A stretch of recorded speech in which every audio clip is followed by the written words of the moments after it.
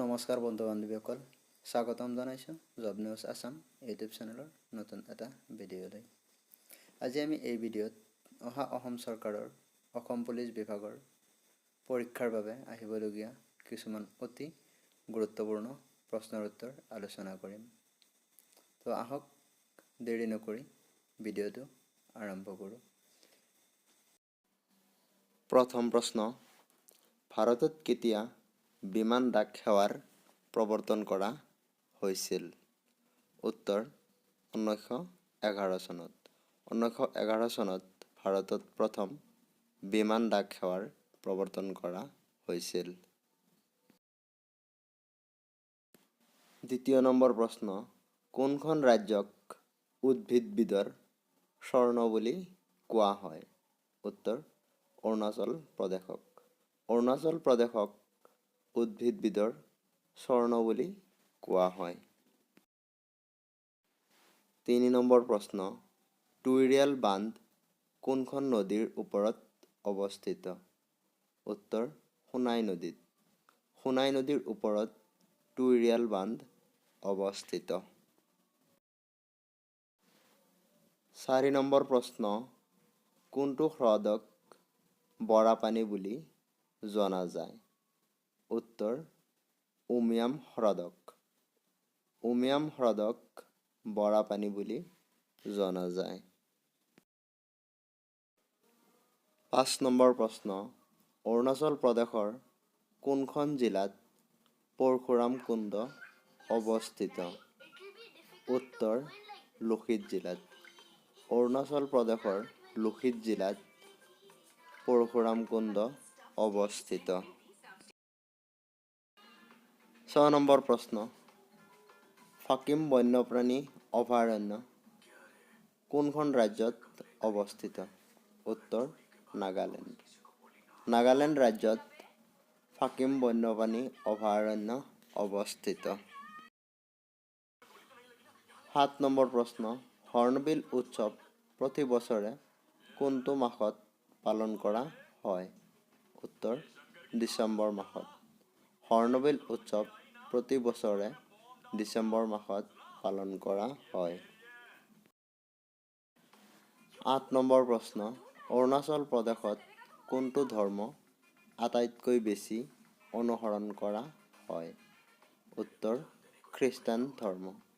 অৰুণাচল প্ৰদেশত খ্ৰীষ্টান ধৰ্ম আটাইতকৈ বেছি অনুসৰণ কৰা হয়।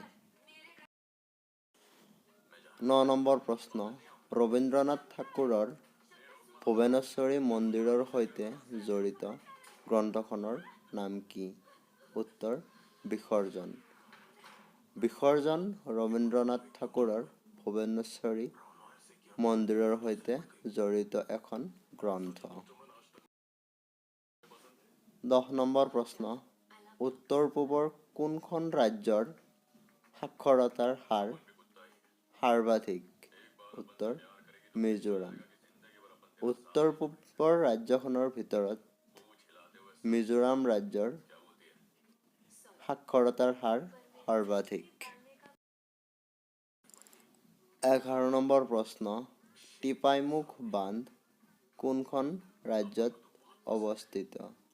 উত্তৰ মণিপুৰ ৰাজ্যত। টিপাইমুখ বান্ধ মণিপুৰ ৰাজ্যত অৱস্থিত। 12 নম্বৰ প্ৰশ্ন, উত্তৰ-পূব ভাৰতৰ আটাইতকৈ ডাঙৰ মিঠা পানীৰ হ্ৰদটোৰ নাম কি? উত্তৰ লোকটক হ্ৰদ। উত্তৰ-পূবৰ আটাইতকৈ ডাঙৰ মিঠা পানীৰ হ্ৰদটো হ'ল লোকটক হ্ৰদ। 13 নম্বৰ প্ৰশ্ন, উত্তৰ-পূৰ্বাঞ্চলৰ কোনখন ৰাজ্যত সৰ্বাধিক বনাঞ্চলৰ শতকৰা হাৰ বেছি? উত্তৰ মিজোৰাম। মিজোৰামত উত্তৰ-পূৰ্বাঞ্চলৰ ৰাজ্যবোৰৰ ভিতৰত বনাঞ্চলৰ শতকৰা হাৰ সৰ্বাধিক। 14 নম্বৰ প্ৰশ্ন, কোনজন ভাৰতীয় ফুটবল খেলুৱৈক ছিক্কিমৰ স্নাইপাৰ বুলি কোৱা হয়? উত্তৰ বাইচুং ভুটিয়াক। ভাৰতীয় ফুটবল খেলুৱৈ বাইচুং ভুটিয়াক ছিক্কিমৰ স্নাইপাৰ বুলি কোৱা হয়? 15 নম্বৰ প্ৰশ্ন, কিমান চনত উত্তৰ পূব অঞ্চলৰ উন্নয়ন মন্ত্ৰালয় গঠন কৰা হৈছিল? উত্তৰ 2001 চনত। 2001 চনত উত্তৰ পূব অঞ্চলৰ উন্নয়ন মন্ত্ৰালয় গঠন কৰা হৈছিল। এইকেইটা আছিল আজিৰ প্ৰশ্ন। যদি ভিডিঅ'টো ভাল লাগিছে, ভিডিঅ'টোত এটা লাইক কৰিব। আৰু এনেকুৱা ধৰণৰ নতুন নতুন ভিডিঅ' পাবলৈ চেনেলটো ছাবস্ক্ৰাইব কৰিব। আৰু যদি কিবা ভুল হৈছে এই ভিডিঅ'ত, কমেণ্ট কৰি শুধৰাই দিব। ভিডিঅ'টো শেষলৈ চোৱাৰ বাবে ধন্যবাদ।